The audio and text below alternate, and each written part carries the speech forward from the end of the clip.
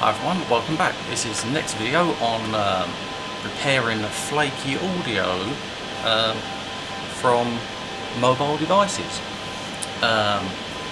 Typically the problem is that when you have your headphones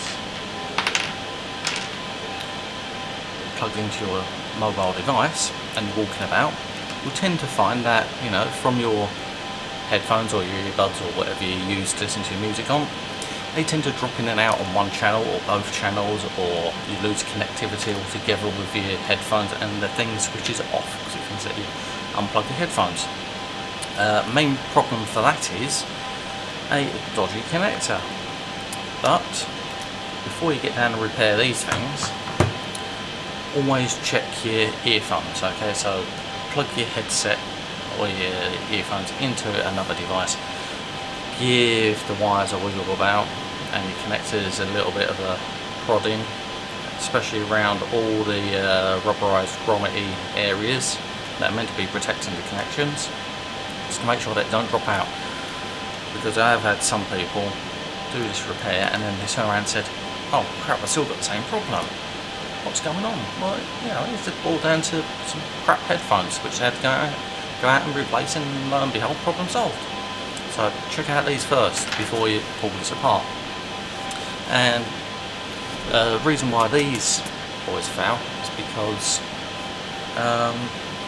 they're surface mount devices now, in the surface mount sockets, and they can't really withstand a hammering and all the stresses that you put on the socket, and they tend to detach from the PCB inside. So repairing these is just really a little touch up of the solder joints, and that's all that it is. So all devices, all mobile devices and what have you, even not mobile ones, your TVs and your stereos as well, with the same problem, all the sockets take a hammering and they just need touching up normally. Through hole ones, the chunkier sockets, you know, your 1/4 inch jacks, not a problem in general, but it's always the small ones, especially on the little, you know, wafer thin devices that you get nowadays. Yeah, like I said, surface mount, they just are not robust enough for the job, but there's no way around it. You've got to use them. Everybody wants small mobile devices nowadays, so yeah, let's shut up talking and get down to the repair. First things first, crack open your device, no matter what it is, and hopefully you'll have access to the audio jack. If not, you've got to strip it right away down. I've had this open before, okay, because I've repaired this one, particular one for someone, replacing the screen on it, and yeah, luckily for us they're on the back, and I'll show you. So getting into an Nexus is very easy. Slide your fingers down the edge in the grooves and just pull off really. Don't attack the USB end because that is recessed in there. Start from the sides and the top, and then off it comes. So, fingernail in the groove, slide it down, and peel it back. In theory, there we go. 2 parts done, and we're in. Simple, easy. Other devices are a lot harder. The Nexus, piece of piss to get into. Alright, let's get down here. Alright, and so I've got the back off the Nexus. Detach battery, first thing that you got to do. Well, make sure that you power down the device, detach the battery, and then you can get to work with your 3.5mm jack down here. And if ever you have a similar problem but with USB's down here.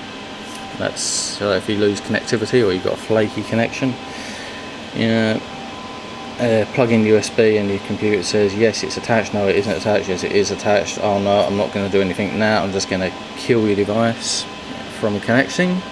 Yeah, normally that's a touch up as well. Like I said, these little boys, 3.5mm jacks, they're not really robust enough, but this one is a nice chunky one. It's been recessed into the board. You've got screw mounts around the side to try and keep it securely attached, and yeah, but they still do take a hammering. And if I zoom in on this, hopefully you'll be able to see what I can see, because I can see a cracked joint on this corner one. So bottom right hand corner, that one, as you can see, that is actually detached. It's coming away, and that's where all the problem is stemming from on one channel, on this particular one. If you look up here, yeah, they look okay. That top one looks like it might be on its way. That centre one hasn't been soldered particularly well, so I touched that one up. Opposite side, let's spin this around. Looks reasonably okay. The two on the right hand side look okay. The one on the left looks a little bit dodgy. Does look attached, but we'll reflow that one as well. And in order to repair this problem, the cracked solder joints, all that you need is an iron. All that you've got to do is heat up the iron with a bit of solder on it, bring it in and reflow the actual joints, and that's what we'll do. So what you need, soldering iron with a reasonably small tip on it. This is about a 1mm tip, screwdriver tip. Other thing that you need, obviously, a little bit of solder and your flux. So a nice flux pen, just to help with the reflow, and we'll do that now. Right, and so first things first, power socket up.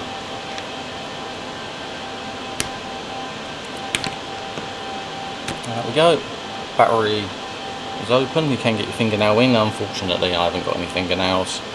Terrible nail biter. Once power's off, battery's fully detached, we can start working on a little connector. And like I say, all that you need to do is reflow the joints. So first of all, apply some solder.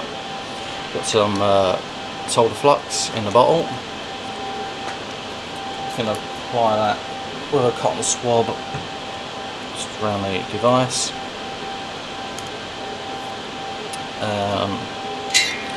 Grab the soldering iron, get it all heated up, clean up the tip. A little bit of solder onto the tip. And in a small amount, and just bring it into your audio socket.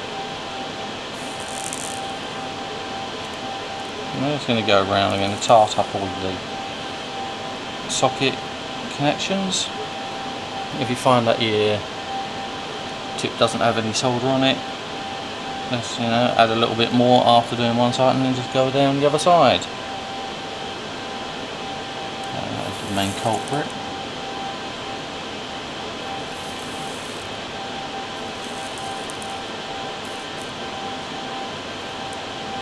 There we go, and job done.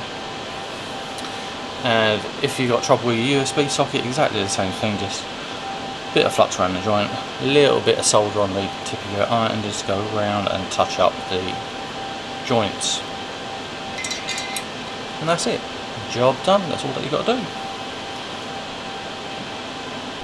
Alright, so after the reflowing, you can see the solder joints now are nice and shiny. And on the opposite side, there we go, all in. A little bit of solder balling up on the two of them, that's not too bad, I think. Everything's now connected, so we will reattach the battery and plug things in. So battery reattach, that can all slot back in, top of the case back on. Doing this one-handed, so I have to avoid the shaky camera. So slot the bottom in first, and then it's clip it all together, power it up and see what happens. Come on, wakey wakey. Are you going to get any life out? Oh, I'm pressing on the volume button, no wonder it's not bloody well turning on.